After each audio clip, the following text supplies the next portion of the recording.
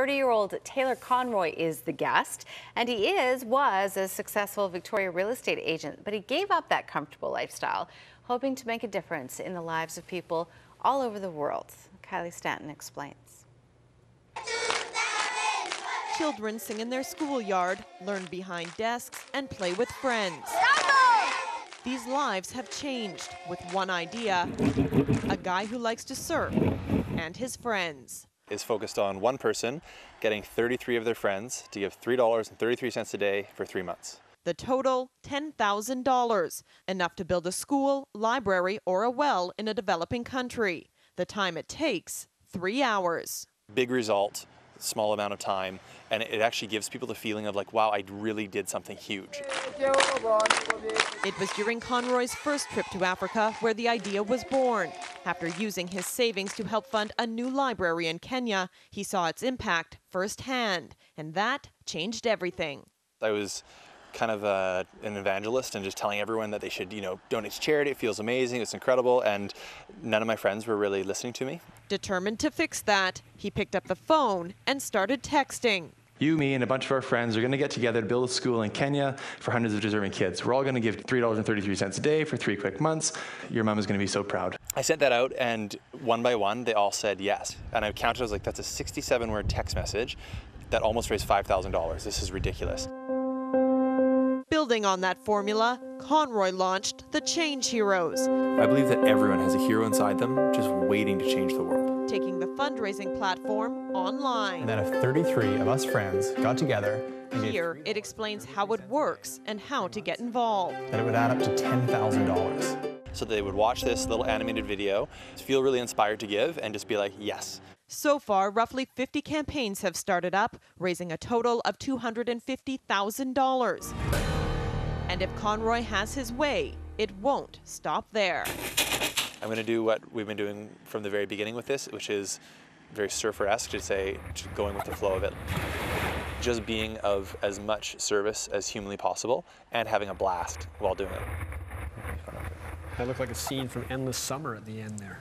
Thank you. They surfed all around the world. We're joined by Taylor Conroy. Thanks so much for coming in. Thanks for having me. So you're a surfer, was a realtor. What made you make the leap from that to devoting a lot of your life to philanthropy and raising money for? It started with a trip to Africa. I went to Kenya and Uganda in 2009 to research some projects that were going on there to determine where some charitable money that I had saved up would be kind of best put to use. And then I kind of went for like an adventure, just to have some fun with it as well. And as soon as I got there, like you hear so many people talk about, it's really impacting and changed everything for me. Did you go there by yourself? I went with a friend named Zach, who knew a lot more about this stuff than I did, yeah. Okay, we know why you went. Backtrack even more. What got you to the point of wanting to go and wanting to help out? I mean, you were successful. Yeah. I think of you maybe as the Bob Rennie of real estate in Victoria, right? You were very successful. You made great money, you had a great lifestyle, and then you just decided that this isn't enough. And that doesn't happen to a lot of people. Usually people start doing that when they're 50. Yeah, and you know, that's kind of the idea behind this, is that, and I'll get to the question, is a big motive behind this is that we want to get people involved in giving 20 years before they usually would, or 25, 30 years before they usually would, because it feels amazing. And the motive behind going on that trip, to answer your question, wasn't because I was some bleeding heart, all through my teens and really wanted to give back. That wasn't a massive motivation for me when I was younger. I really just wanted to know that the money that I was putting aside for charity, which I've been putting aside since I was about 21, about 10% of my income. Did your parents teach you that? Is that where that came from, or was that a totally you thing? Well, I wish I could take it as a me thing, but I think it's in almost every religious text, and not that I'm super religious, but it's also in just the thought of kind of good business. I believe that money has to have a flow to it. Right. You can't just always be taking it in. So when I was 21, making very little money is when I started giving 10%. It's good karma. Yeah. It is good karma, yeah. Yeah, and so to answer your question fully, the reason that I went was just to see where it was going, so that maybe it's because I'm a really visual person. I want to make sure that it's getting to the place that it should be going, and that it's being of as much use as possible. So the next thing I found really interesting is that you kind of figured out when you came back as an evangelical and tried to convince your friends to donate money to these kids in Africa, they weren't really buying it. So you had to kind of figure out a model that convinced them to do it, and a lot of it had nothing to do with the project at all. They didn't need to see pictures of starving kids in Africa.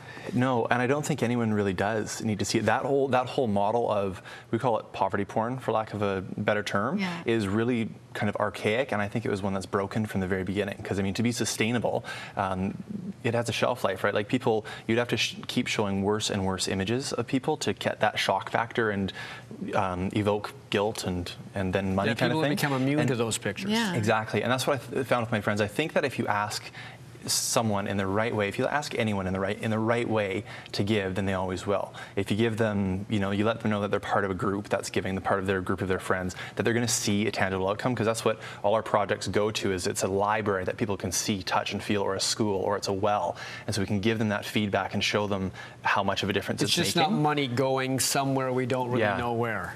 Yeah, and that's because like that generation that we're targeting, 25 to 45-year-olds kind of thing, we want more out of giving. We want to see where it's going. We want to know where it's going. We want to see who it's helping, and not just kind of give to the charity that everyone kind of gives to. We want more. And we've heard so many horror stories about money going somewhere, or we think it's going somewhere and maybe it doesn't, that we want to kind of bridge the gap and show people exactly where their money's going.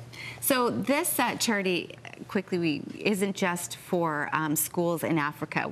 It's wells? Yeah, it's right now we've got it set up so you can build a well, a school, or a library. There's a number of different countries in Southeast Asia and all over Africa, and we're trying to build more in. We support 3 organizations: Free the Children, Room to Read, and Charity Water.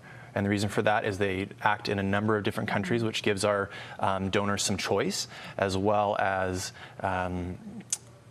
as well as we're trying to add more causes to it as well, so they can choose. Maybe soon we'll have women's empowerment on there and other kind of microfinance organizations as well. If there's one thing that you could get anybody watching tonight to do, what would it be? Well, I guess I could say go to the website and start a campaign, but really it's just think to yourself, if you have 3 hours and you want to make a massive, insane difference and have a blast doing it, have your friends thank you for getting them involved, then yes, go to the website, which is thechangeheroes.com, and sign up for a campaign. All right. Thanks very much. Thanks for having me. Come by. Thank you so much, Taylor. And then it's on links in our website. You can find the website for The Change Heroes. thechangeheroes.com, yeah. .com. Thank you so much, Taylor. Thank you. Taylor Conroy, 2 kind of first names, so I get confused. Thanks. Or 2 last names. Or 2 last names, exactly. Yeah, or 2 middle names. Or 2 middle names. Not like Squire Barnes. No. Those are just one of a kind. Well, it's one strange name and one normal name. That's true. Sports next. Right? Yes, we'll discuss. Okay, we'll be right back.